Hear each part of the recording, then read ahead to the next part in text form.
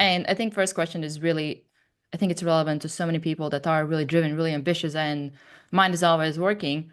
So the question is for somebody whose mind is extremely active, even when they are resting in bed, when it's time to sleep, what methods could be used to relax their brain from being in overdrive thinking wise or solving problems, keeping their brain active when they have made a conscious decision that this is my time to go to sleep, but Yeah, for whatever reason the brain is it's still going.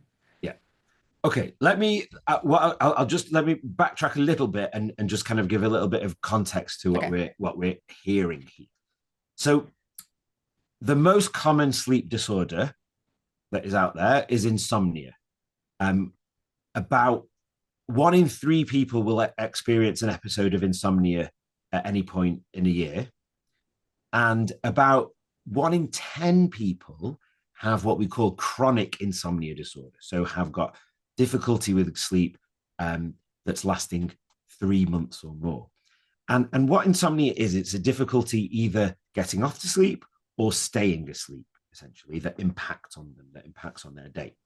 And this, the first type, the first variant, that difficulty of falling asleep in the first place, is the most common type of insomnia. So that problem that your listener is describing is one of the most common problems that's out there for insomnia. And it is also, luckily, one of the most easily treatable forms of insomnia, one of the most easily treatable types of problems.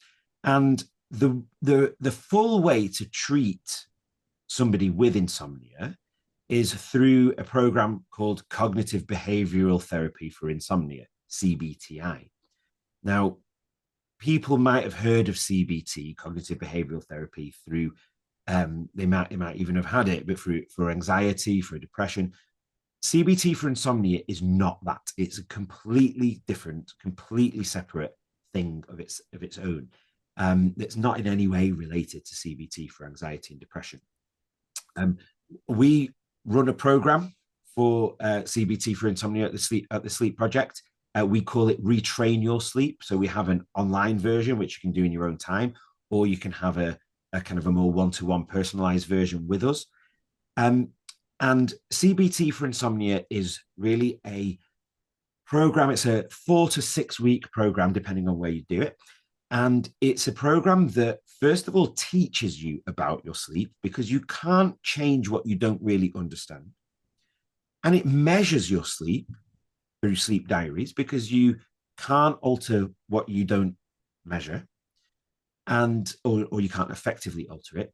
But what it really is it's a toolbox of tricks and techniques that we teach people to help to understand their sleep and manipulate their sleep and manipulate their brain patterns and thought processes so that they become in control of their sleep. And it has incredible success rates. At least 80% of people who go through CBT for insomnia will be cured of their insomnia. And that's better success rates that you'll get with any medication. And for those people who it does work for, it gives them the long-term tools to keep their insomnia at bay for years, 5 years and 10 years, I've even seen in one study. So CBT for insomnia is the best kind of treatment, the most effective treatment for this type of problem for people with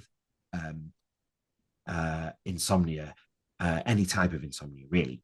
Now, that's the kind of long answer of it. But to what I'm going to do is to kind of dig into some aspects of CBTI to kind of answer that question a little bit more specifically. So, what can you do if you're getting off to sleep and your mind is racing and you can't get off to sleep? So, the first thing is that what we see a lot of, what happens a lot in society, because people are so busy, because this always on culture, because we have our phones by our sides all the time, because we're so easily reachable by WhatsApp or email, is that we have people working or doing stimulating activities right up until the time that they get into bed. And in fact, in reality, we know that it's worse than that. We have people who are doing stimulating activities when they are in bed. Um, I'm not one of these kind of overly zealous people who says no phones in bedrooms at all. Right? The phone is very much part of living in the modern world. And actually, the phone could be used for good, for helping people to sleep. And there's a lot of evidence coming out now that phone use at nighttime is a lot of the time is because people can't sleep rather than the cause of people not being able to sleep. They're on their phones because they can't sleep. It's not the phone that's stopping them from sleeping. And one of the biggest myths we've been sold in our lifetime is this kind of issue of blue light stopping our sleep. It's really, really overblown to epic proportions. The amount of blue light that you can get from your screen is tiny. It's really nowhere near enough light to delay your circadian rhythms or to significantly impact on your sleep. And then, so, and that's when they're on the full brightness. If you turn your brightness down and if you use a night, the night version where it kind of tints it red, you've kind of eliminated any effect really of blue light. Where phones can have an effect is with two things really, is the stimulating activities that we were talking about earlier. So if you're on your phone checking your emails, it's going to start making you feel frustrated. And there's not much good news arrives by email. And social media is the other thing, doom scrolling through social media. Oh, look at such and such's perfect life. They're always on holiday. Or, oh, look at such and such's career. Why is mine not going in that way? So so stimulating activities can be something that affects, that impacts on your sleep. But probably the main thing that of a phone that impacts on sleep is actually pushing your bedtime earlier. People who are using their phones a lot in the evenings tend to go to bed later. And so it displaces their bedtime further back. So those are the main reasons why a technology is not necessarily helpful for sleep. So to backtrack, what I would suggest is that people like this who are getting to sleep and they're finding that their mind is racing, you can't just go to sleep and then flick a switch and your brain is in sleep mode. That just doesn't work like that. Our biology was never intended to work like that. So you need to have a wind down routine. And this needs to start a minimum of half an hour, but really at least an hour or so before you're planning to go to bed. And we should look at all aspects of day-to-day life in how we kind of wind down. So stopping all stimulating activities is really important. So maybe putting your phone on do not disturb rather than chucking it in the bin or switching it off. But putting your phone on do not disturb is a good start. Dimming the phone's display and putting the nightlight filter on is a good start. Dimming your house lights is a really good idea. There's this kind of idea that you need blue blocking glasses going around, and there's a lot of people in the science world who are making a lot of money from peddling these claims that blue blocking glasses are essential and have lots of scientific data behind them.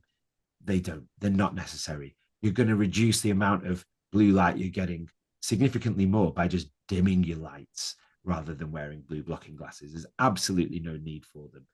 There's a few cases, shift workers, like we touched on before, there's a few cases where blue blocking glasses might be useful, but for the general public, no.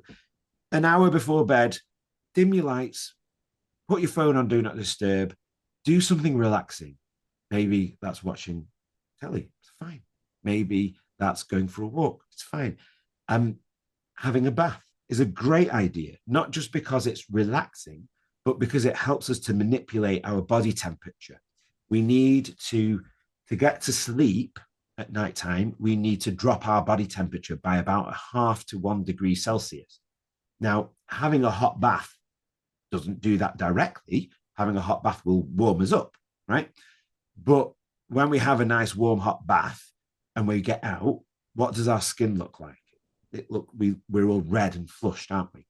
And what that is because our core body temperature has risen in the bath, our body now realizes it's too warm and it's trying to lose heat. So it opens up all the blood vessels at the skin, at the peripheries. And so we get red. And when we are red and we get out of the bath, all the blood's flowing through our peripheries close to the skin. So we lose a lot of heat. And then our core body temperature starts to drop. And that's what we need to fall off to sleep, that drop in core body temperature. So having a really good wind down routine that involves relaxation, that dims the lights, that involves temperature manipulation is really, really important thing. And then when you get into bed, if you are finding that your mind is racing, there are other things that you can do um, to try and combat that. So a lot of these are bits and pieces that are included in the CBTI program. Things like meditation and mindfulness.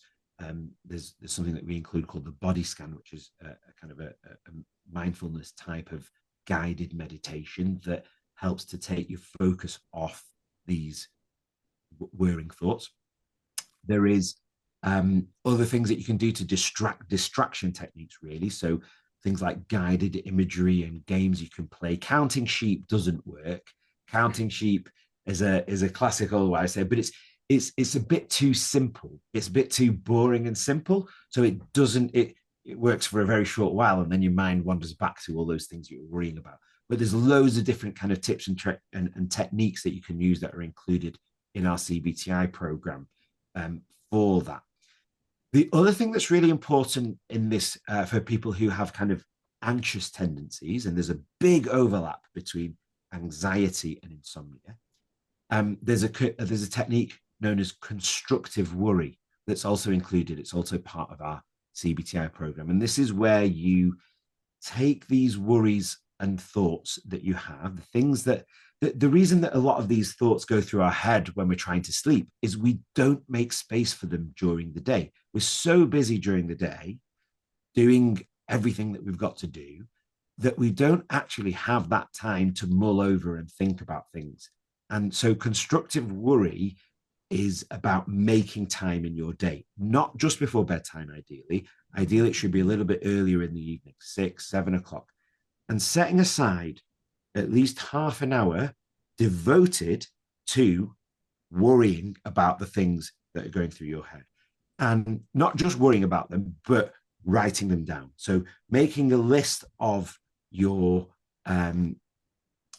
making a list of the things that are worrying you, the things that are going through your head, the things that are keeping you up at night time, and a plan on when and how you're going to deal with those. And there's something there are apps that can do this. That you can download. There's one friends of ours who've got a great app called the Worry Tree, and we do link to that in our program. And that can be really, really helpful. Doing it is the most important thing. But we also provide a printout in our program that you can print out and write down. And there's something really special about putting pen to paper. It really does. It activates different parts of your brain than than doing it on a device. It activates different parts of your brain. It's much more likely to bed in if you are physically putting pen to paper. So that's how we would prefer people to do it. But it's better to do it with an app than not do it at all. So that constructive worry exercise is important. Meditation, mindfulness, other techniques to help to kind of distract your thoughts that are racing at nighttime. But yeah, the good news is that really is the most common presentation of insomnia. Is this difficulty getting off to sleep because of racing thoughts, and it's also the most easily treatable, the thing that responds best to CBT for insomnia. The only other, I know this is a super long answer. The only No, I other love thing it. that I would just be wary of is you mentioned something about that this is the time that I decided to go to sleep, right? If you are a night owl, a late chronotype, and you are trying to go to sleep at 9 or 10 p.m., it is not going to work. No amount of meditation, guided imagery, wind down relaxation techniques is going to make you fall asleep at 9 a.m. Your body is not ready to fall asleep yet. Unless you are really heavy, very sleep deprived, your body is not ready to fall asleep yet. So just have a think about that desert island question. Have a think about your chronotype. Maybe do an online chronotype questionnaire, like the morningness, eveningness questionnaire. We'll provide a link to that as well, so people know they're getting a validated one. Maybe do that first, because if you are trying to cheat your body clock, it's not going to happen. It's going to end up with long-term insomnia, which we see quite often. There's a big overlap between people who have a delayed clock, so that those night owls, and have insomnia, difficulty falling off to sleep.